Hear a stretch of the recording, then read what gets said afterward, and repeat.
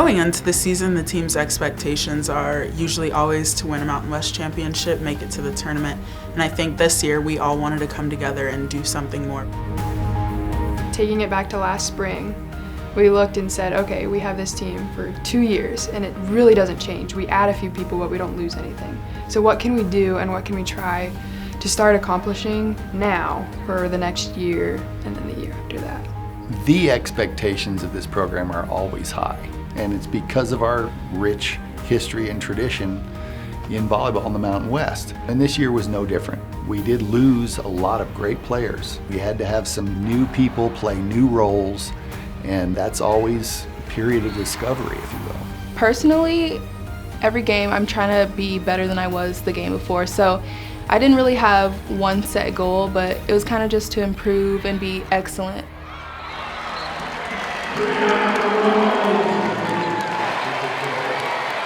Colorado State and the University of Illinois matchup between number 25 and number 12.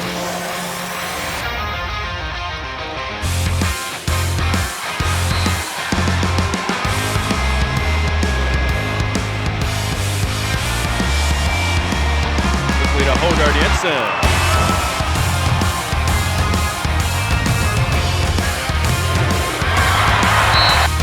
That Illinois game was awesome. I mean, the stands were getting packed 30 minutes before the game started. And as a team, like, we were all in here, we're like feeling kind of antsy, feeling the anxiety a little bit. But when we walked out there and saw the people, it was go time. It was the best feeling ever. Our fans just contributed so much. We were able to do a lot of things in the community to get people to come and get people excited about it.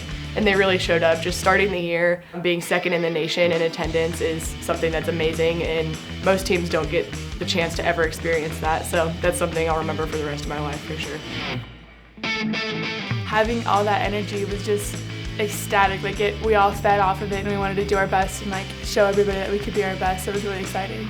For me personally, it meant a lot because my parents got to be there from Denmark, and it was their first game in Moby, and obviously it was the craziest one ever. Florida State, that was a fun game. Everybody was able to get in the flow and really vibe with each other and feed off each other's energy and emotions, and that really helps you win those long 5-set games. When it got really close in the 5th set, I think that we knew that we didn't want to let this one slip by us, and so we were excited to go out there and just take them on and show them what we could do. It was a long game, and that's part of the reason why it was fun, but I think that showed that we just had a lot of grit, and I think we can kind of ran off that for the rest of the season. That was right after my shoulder injury, so I just wanted to do whatever I could to help, and me and Maddie are so close, so that was so cool for me to see her with the libero jersey on, and she ended up getting the ace on game point against Florida State, and when it was 20-18. And a shake service ace, Colorado State! A gut check win here at Moby Arena. What a finish. I think that was such a cool moment, even when I wasn't on the court. That's one that I'll remember, and I was just really happy for her and the team. This is the first time in 10 years that Colorado State has dropped consecutive Mountain West Conference matches. When those weeks of struggle and losses came, I think we were all kind of like, what do we do? How do we get out of this? Something clicked that said if we lose one more game, we're not going to win the Mountain West Championship. We're not going to go to the NCAA tournament. Colorado State earns a much-needed home sweep as they dispatch of the Falcons. Colorado State in a clean sweep improves to 5-2 in the Mountain West, still hoping to make up some ground, and this one was easy. Colorado State earns the sweep, 25-15, 25-12, 25-12. Colorado State is about to win their 4th match in a row by way of a sweep. Colorado State picks up another win. They go 16-6, 8-2 in conference play. Well, that will do it. It is a clean sweep for Colorado State here as they attempt to keep pace with the Fresno State Bulldogs, setting up a match should be for first place this Saturday at Moby Arena. I think we knew how much was on the line, but we also knew how good of a team we were and that we could perform a lot better than we did on the road and that we could win that game. Battle for first place in the Mountain West race for a championship. If Colorado State has any hopes of winning the Mountain West, they absolutely must win here today. We decided that when we were going to come out, we were going to come out strong, we were going to come out fighting, and really show them what we had. Roofed in the middle. And with Zach all the way out to Jackson. And down. Colorado State managed to get the better of the Bulldogs in set number 1. Give it right back to Hogard Jensen. Good dig by Leonard, cannot find it. Rams take a commanding 2-0 advantage. Boy, the wheels have just completely fallen off for the Bulldogs at Colorado State. Still with match point. Oleksak on the slide to Hillier. Good dig, too strong. And the Rams, in superior fashion, sweep the Fresno State Bulldogs, and we've got a logjam at the top of the Mountain West standings. I think that was a huge turning point for our team because we came out and we started strong. We stayed strong through the middle and in the end. We really showed them what we had and took that first place in the conference. Still alive, and Colorado State, led by the big block of Katie Oleksak, win the border war and protects their lead atop the Mountain West. Blocked straight down in CSU. They take the match overall 3-0. Right into the Colorado State block. Jackson Hogard Jensen right there. And Colorado State will take the set and take the match. Colorado State, they improved to 22-6 overall.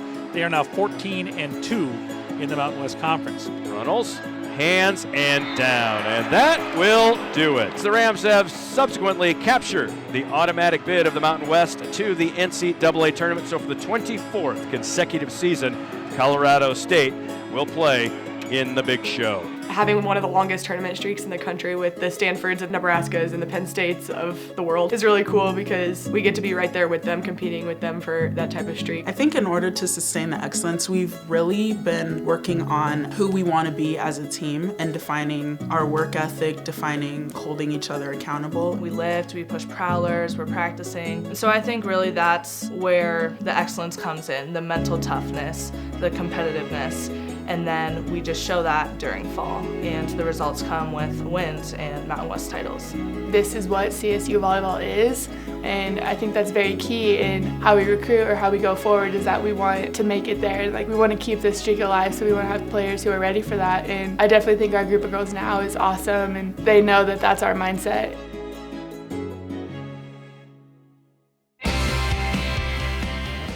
For one, the selection show is one of the most exciting events that we get to do. We get to find out where we're going, we get to find out who we get to play.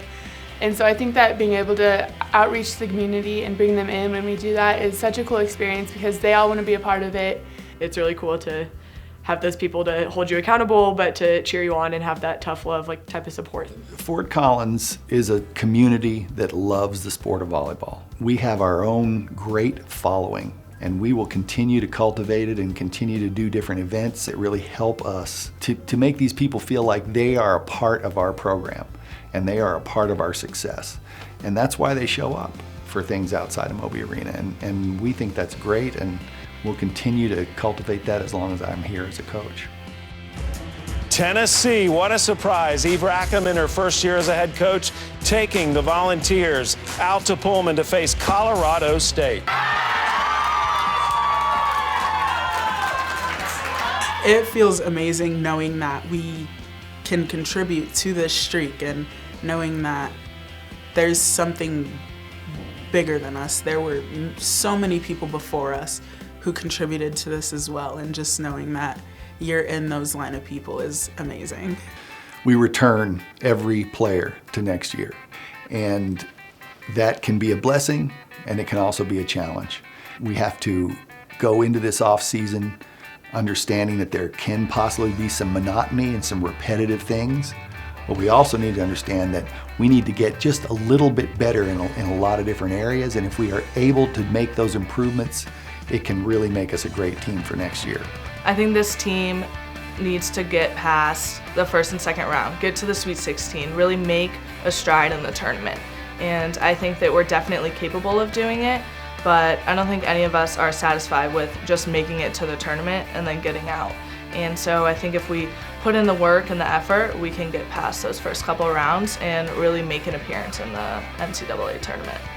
When you get down in a season or you get down in a game, being able to come back and win, I think that's built in the off season. I think we've all, as a team, we take the off season very seriously, including coaches, and it's hard and it's grueling, but I think that's where those wins and that legacy of Mountain West continues.